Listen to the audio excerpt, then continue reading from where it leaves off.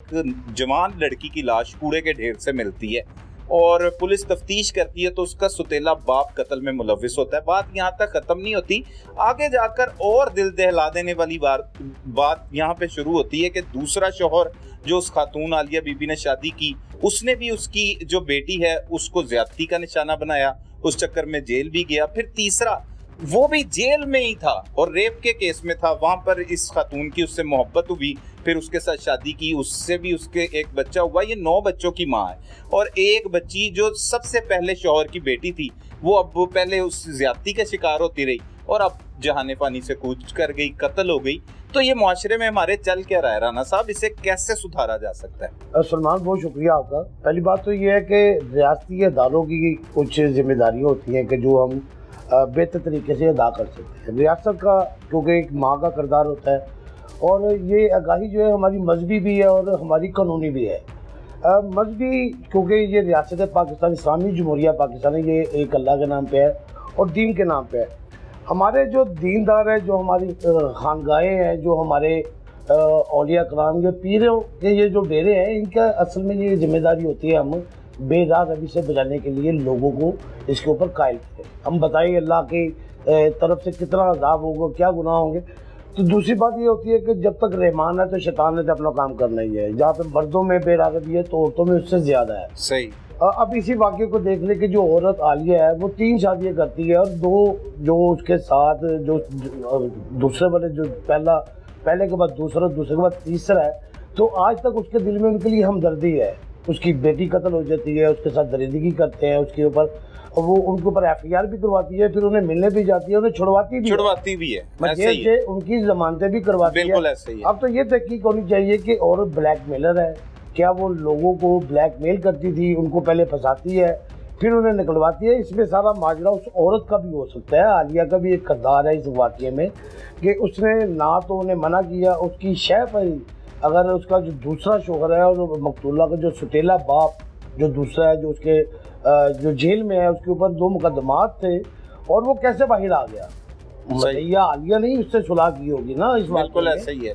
और वो अभी भी से मुनर्रफ हो गए होंगे, मगर वो मिलती अभी भी उससे मिलती। फिर उसने तीसरी शादी कर ली इस शबाज दरिंदे के साथ, जिसने अभी ना सिर्फ इस बच्ची के साथ ज्यादती की फ्रिया के साथ, बल्कि उससे कत्ल करके कूड़े के ढेर में फेंक दिया। बिल्कुल ऐसे ही है। देखिए, बहुत सारी चीज़ें ऐसी होती है कि जो हमारे दीन में बड़ी अबलीन होती है और कानून जो बनते हैं वो अदल व इंसाफ के लिए बनते हैं। अल्लाह ताला ने जितने भी कवानीन, जितने भी अगर पैगम्बर भेजे, उन्हें जो शरीयत दे के भेजी है वो अदल व इंसाफ की है। और अदल क्या है और इंसाफ क्या, ये दोनों सेपरेट चीज़ें। इंसाफ तो ये है कि जिसके साथ जो जुल्म हुआ उसको अदालत ने बताना चाहिए कि इसके साथ जुल्म हुआ। अदल ये है कि उसको सज़ा देनी चाहिए। मकसद ये कि हमारा जो अदालती निज़ाम है वो भी सुस्त है। अभी बहुत सारे माजी में ऐसे वाक़यात में कि ख़वातीन दरख्वास्त देती थी, पर्चे दर्ज करवाती थी रेप के, और जब वो ट्रायल में जाता था कुछ अर्से बाद वो सुलह कर लेती थी। लेकिन पंजाब हुकूमत ने अब ये किया कि अगर कोई दरख्वास्त जो मुकदमा दर्ज करवाने वाला है, जो मदई है, अगर वो मुनर्रफ होता है तो रियासत जो है वो उसका केस लड़ेगी। इसके लिए प्रोसिक्यूशन डिपार्टमेंट में जो हमारे बड़े सीनियर वकील हैं फराज शाह, वो मेरे ख्याल से खुद ही इसको परसू करते हैं। रेस कोर्स, सिविल लाइन जैसे थानों में ऐसे मुकदमा दर्ज हुए हैं कि जो रियासत पंजाब जो है वो उसको देख रही है। तो अगर उनकी सुलह भी हो जाती है तो रियासत जो है वो उन मुकदमात को देख रही है। लेकिन ये काफ़ी देर बाद ऐसा वाक़या है, ऐसा सिस्टम लाए गए हैं, तो ये मेरे ख्याल से पहले होना चाहिए था कि रियासत को तो पहले इसके ऊपर कोई इक़दाम करते कि रियासत इसकी मदद बनती। सही है। अब राना साहब, ये पुलिस तफ्तीश में बातें सामने आ रही हैं, ये कोई हमें मुलजिम ने नहीं बताई या मुदई मुकदमा के बकौल नहीं है। ये जितनी भी बातें हैं कि एक दूसरा जो शौहर था शौकत, उसने बच्ची को ज्यादती का निशाना बनाया, फिर वो जेल चला गया, जेल में ही इसके साथ मुलाकात हुई, ये भी जेल काट रहा था शहबाज के, पहले शौकत के साथ दोस्ती हुई, फिर इसके साथ ताल्लुकात बन गए, फिर इसके साथ शादी कर ली। अब 7 बच्चे शौकत के हैं, 1 शहबाज का है और सबसे पहली बेटी जो है ये वो रफीक की है। तो ये बच्ची का क्या कसूर था? उसने जुल्मों से तंबी सहे और बिल आखिर वो कत्ल होकर कूड़े के ढेर में पहुंच गई। तो इसके पीछे कसूरवार असल किसे समझते हैं? देखिए, पहली बात तो सलमान ये है कि मैं अगर इस हवाले से मेरी ओपिनियन मांगे तो वो कहते हैं कि जब किसी मकतूल का कातिल ना मिले तो उसकी जिम्मेदार रियासत होती है। अच्छा, अब इसका क्योंकि ये सामना आ गया कि ये उसका दूसरा बाप, सुतेला बाप और फिर तीसरा सुतेला बाप, اس کے ساتھ جاتی کر خیر اس سے قتل کر دیا، تو اس میں سب سے جو اہم کردار ہوگا میں سمجھوں گا وہ عالیہ کا، جو مقتولہ کی ماں ہے۔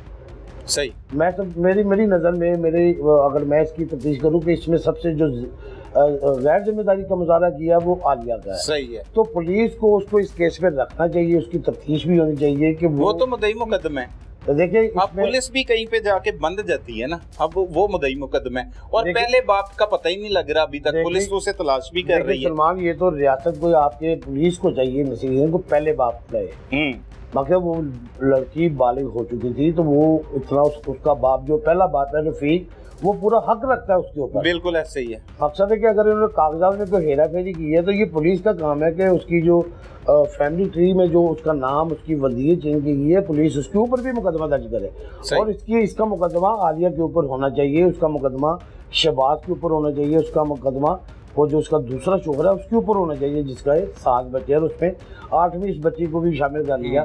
پھر دیکھیں کہ یہ کیسی درندگی ہے کہ باپ اپنی بیٹی سے زیادتی کرتا رہا اور اس کے اوپر 2 مقدمہ درج ہوئے، وہ جیل چلا گیا۔ پولیس کی تفتیش میں یہ بات سامنے آئی ہے کہ جب وہ لڑکی قتل ہو رہی تھی اس وقت عالیہ جس نے طلاق دے دی ہوئی تھی، طلاق لے لی ہوئی تھی شوکت سے، وہ شوکت کے پاس تھی اس سے ملنے کے لیے۔ یہ دیکھیں، اگر میں کہوں تو یہ تو ریاست اس مقدمے میں زنا بالرضا کا پرچہ بھی دے سکتی ہے عالیہ کے اوپر بھی، اور جو اس کا جو شوہر ہے، جو جس سے وہ طلاق لے چکی تھی، دوسرا شوہر، اس کے اوپر بھی مقدمہ ہونا چاہیے۔ تو یہ بڑا گمبھیر سے معاملات ہو گئے، بڑے دل خراش سے ہیں۔ کیسے بچا جا سکتا ہے؟ رانا صاحب کیا سمجھتے ہیں دین کی جو دوری ہے؟ دین سے ہی دوری ہے، اور یہ دین سے دوری کی جو وجوہات ہیں وہ ہمارے جو خانگاہیں ہیں، جو ہمارے علماء کرام ہے، جو ہماری اسلامی نظریاتی کونسل ہے، یہ اس کا کام ہے کہ یہ فتوے دے، لوگوں کو لیکچر ہونے چاہیے، ہمارے نصاب میں یہ چیزیں ہونی چاہیے، ہمارے جمعے کے خطبات میں یہ ہونے چاہیے، ہمارا کوئی جمعے کے خطبات کے علاوہ ہمارے مغرب اور عشاء کی نمازوں کے بعد یہ درس دینا چاہیے۔